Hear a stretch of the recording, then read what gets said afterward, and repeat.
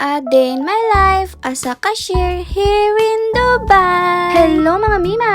Kamusta naman kayo? So ito na nga yung part 2 ng aming gala nung nakaraan. At this time nga ay pupunta nga kami sa Creek Harbor at sasakay kami ng bangka. Akalain mo yun mga Mema, sa isang babahan lang namin sa Creek Metro Station ay 2 pasyalan na yung mapupuntahan namin. Pag exit 2 nga, ayun nga yung papunta sa Muhammad bin Rashid Library at yun nga yung una naming pinuntahan sa unang video ko. At dito naman sa exit 1 ay ito nga yung papuntang Creek Harbor. Pero kailangan muna nating sumakay ng bangka papunta doon or patawid doon. Bumili nga muna kami ng tubig dyan mga Mema dahil sobrang init at uhaw na uhaw ng mga persones. Pero kahit na sobrang init ay walang alintana basta makagala. Di bali ng mainitan, mababad sa araw kaysa naman magmukmuk sa loob ng kwarto at lamunin ng mga problema. At eto nga't nakasakay na nga kami sa bangka at $2 lang naman ang pamasahe dyan. Basta nga ni may laman ang iyong NOL card for the go. Sobrang nare-relax nga ako dyan at nag-e-enjoy sa pagsakay namin dito sa bangka. Hindi nga ako nahihilo dito compare naman sa napakalaking ferry. Yes mga Mema, mahiluhin talaga ako sa biyahe lalo na pag hindi ako nakakalanghap ng fresh air. Tapos yung maaamoy mo pa puro mga putok. Ay, sorry.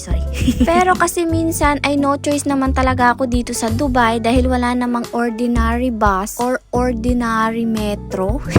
Kumpara sa Pilipinas, may mga ordinary bus pa tayo. Kaya naman sa Pinas talaga, pag bumabiyahe ako, lagi kong sinasakyan yung ordinary lang. Mas komportable kasi ako at nag-i-enjoy talaga ako sa biyahe pag nakakalanghap ako ng fresh air. Dahil kasi ba naman, ewan ko ba, ako lang ba yung ganito, mahiluin talaga sa biyahe. Anyways, ay nakarating na nga din kami dito sa Creek Harbor. Inaabangan talaga namin yung sunset dito, pero tignan mo naman, 6:30 na yan ng hapon, pero yung araw tirik na tirik pa. Super ganda talaga ng place na to, lalo na kapag pa-sunset, pero mas magandang mamasyal talaga dito kapag winter. At mula nga dito sa Creek Harbor ay tanaw na tanaw mo talaga ang magandang view at kitang-kita mo talaga ang ganda ng Burj Khalifa. Alam nyo ba mga Mema, at gusto ko lang din naman i-share sa inyo na kapag ako ay stress na at madami na talagang iniisip sa buhay-buhay na hindi ko na talaga kinakaya, bukod sa simbahan ay dito din talaga ako pumupunta. Napakadali lang din naman kasi itong puntahan at talaga din namang makakapag-unwind ka sa lugar na to. Syempre mga Mema ay kailangan din naman natin mag-refresh ng utak paminsan-minsan dahil alam naman natin mga Mema na hindi lang naman tayo nai-stress sa trabaho, minsan sa katrabaho din. Charis.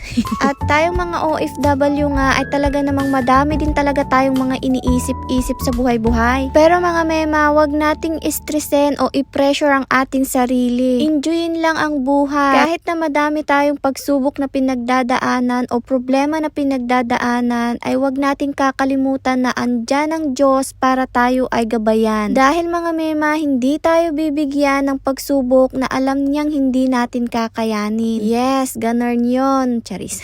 Sa mga kapwa ko OFW dyan, hindi man madali ang buhay abroad, pero kakayanin natin ang lahat para sa pangarap at para sa pamilya. At lahat po ng ating sakripisyo ay mapapalitan din. Magtiwala lang sa plano ng itaas dahil lahat ay may tamang panahon. Basta mga Mema, maging positive lang palagi at i-enjoy lang ang buhay, ganun. So yun na nga't mga Mema, at pauwi na rin kami at ito nga't sumakay nga kami sa malaking ferry, kaya naman ang babaitang ito ay hilong-hilo na naman. At dito ko na nga lang din tatapusin tong bidyong to, kaya naman salamat sa panonood. Hanggang sa muli! Babu!